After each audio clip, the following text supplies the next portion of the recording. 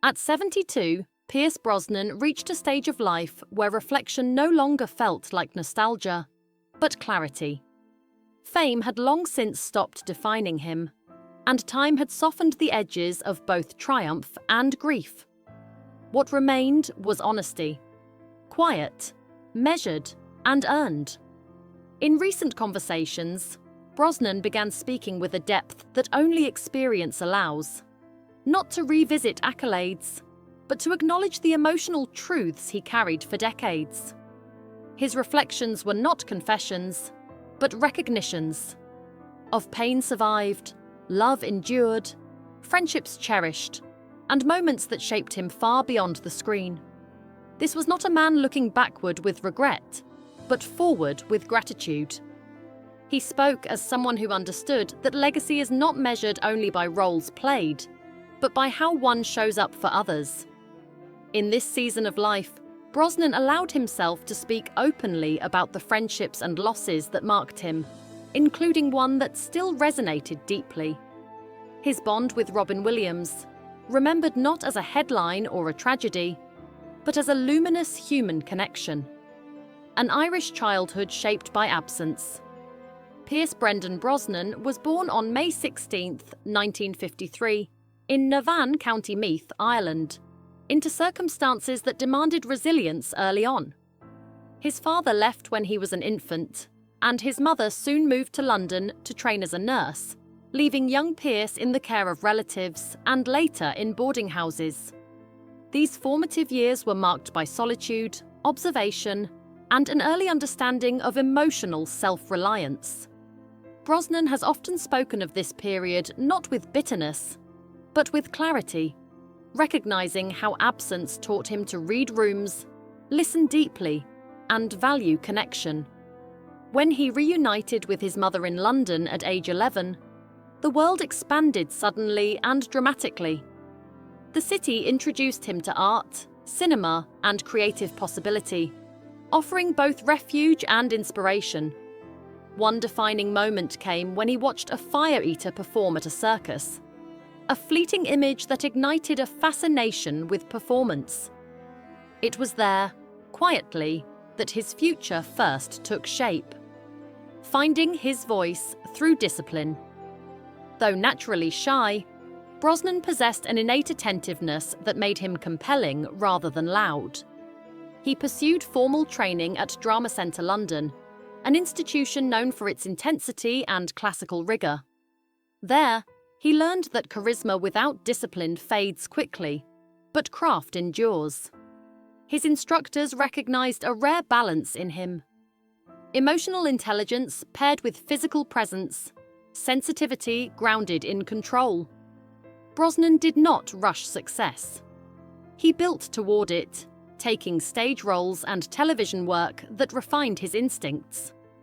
The 1980s brought his breakthrough with Remington Steele, a role that introduced audiences to a modern gentleman hero, witty, charming, and quietly vulnerable. Long before James Bond entered the picture, Brosnan had already defined a new kind of leading man, one who could project confidence without arrogance. This period cemented his understanding that longevity in acting comes not from image alone, but from adaptability and emotional truth. He was preparing for a career, not chasing a moment. Reinventing Bond for a new era. When Brosnan debuted as James Bond in GoldenEye in 1995, the franchise stood at a crossroads. The world had changed, and so had its heroes. Brosnan's Bond was both polished and human, capable of lethal precision, yet marked by emotional consequence. He brought sophistication without detachment, danger without cruelty, and vulnerability without weakness. Over 4 films, GoldenEye, Tomorrow Never Dies, The World Is Not Enough, and Die Another Day, he re-energized the role for a new generation, honoring tradition while modernizing its tone. His Bond smiled easily but carried weight, reflecting a man shaped by experience rather than invincibility. Brosnan never treated the role as a pedestal, but as a responsibility, aware that cultural icons require nuance to remain relevant. When he eventually stepped away, he did so without bitterness, understanding that reinvention is essential to survival in art. Bond elevated him, but it never confined him, and that distinction defined the rest of his career. Choosing range over comfort. After Bond, Brosnan made a deliberate choice to resist nostalgia. Instead of repeating success, he pursued contrast. He surprised audiences with dramatic vulnerability in The Matador, romantic elegance in The Thomas Crown Affair, and unrestrained joy in Mamma Mia. Later projects, from The Misfits to Fast Charlie and The Thursday Murder Club, demonstrated an actor more interested in texture than image. Even in large-scale franchises like Black Adam, where he portrayed Dr. Fate, Brosnan brought gravitas rather than spectacle. These choices reflected a philosophy shaped by time. That relevance comes from curiosity, not repetition. Brosnan embraced aging on screen without apology, allowing maturity to deepen rather than diminish his presence. Each role became less about proving himself and more about exploring humanity in its many forms. Reinvention for Brosnan was never a strategy. It was a necessity rooted in respect for the craft and for the audience that grew alongside him. Love, loss, and enduring devotion. While his career flourished, Brosnan's personal life carried profound weight. In 1980, he married actress Cassandra Harris, forming a partnership grounded in love, creativity, and shared resilience. He adopted her 2 children as his own, embracing fatherhood with commitment and tenderness. Their life together was rich and hopeful, until Harris was diagnosed with ovarian cancer. Brosnan stood by her through years of treatment with unwavering devotion, placing family above all else. Her death in 1991 devastated him, reshaping his understanding of love, mortality, and time. He has spoken of that loss not as something overcome, but integrated, a presence that changed him permanently. Years later, he found renewed stability with journalist and activist Keely Shea Smith, whose warmth and grounded strength helped him rebuild. Together, they raised 2 sons and formed a marriage admired for its authenticity. Brosnan's greatest roles, he often suggests, were lived off-screen, defined by loyalty, patience, and enduring love. A unique bond on the set of Mrs. Doubtfire. Among the friendships that left a lasting imprint, Brosnan's connection with Robin Williams remains especially dear. During the filming of Mrs. Doubtfire, Brosnan played Stuart Dunmire, but what he gained went far beyond a role. He encountered Williams not merely as a comic genius, but as a profoundly attentive human being. Brosnan recalls Williams as a force of nature, brilliantly improvisational, endlessly generous, and deeply kind. On set, Williams treated everyone equally, bringing warmth to child actors and crew members alike. His humour was electric, yet never careless. Laughter flowed easily, but so did moments of quiet reflection.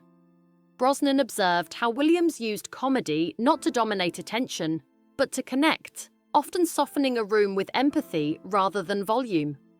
Their friendship was forged in shared respect, curiosity, and mutual recognition of vulnerability beneath performance. It was not a loud bond, but a meaningful one, built on humanity rather than celebrity. Remembering Robin Williams with reverence. When Robin Williams passed away in 2014, Brosnan felt a profound sense of loss, describing it as a light dimmed in the world. He has always spoken of Williams with care, avoiding speculation and honouring privacy. What remains central in his reflections is gratitude for the joy Williams gave, the kindness he showed, and the sincerity he carried. Brosnan remembers how Williams could fill a space with laughter and then retreat into gentle stillness, a reminder that brilliance and sensitivity often coexist. He does not frame Williams through tragedy, but through impact, emphasizing that his legacy lives in the humanity he shared so freely. Brosnan believes that Williams gave more of himself than most, not as obligation, but as instinct. Looking back, he honors him not just as an icon of comedy, but as one of the finest men he ever knew. In Brosnan's words, the world was undeniably better for having known Robin Williams. Gratitude as a final measure. Now in his 70s, Pierce Brosnan speaks not as a man summing up achievements, but as one acknowledging meaning. His reflections are marked by gratitude rather than longing, clarity rather than regret. He understands that life's value lies in connection, in friendships forged, love sustained, and kindness offered without expectation. His memories of Robin Williams, his devotion to family, and his commitment to craft all stem from the same truth: that presence matters more than applause.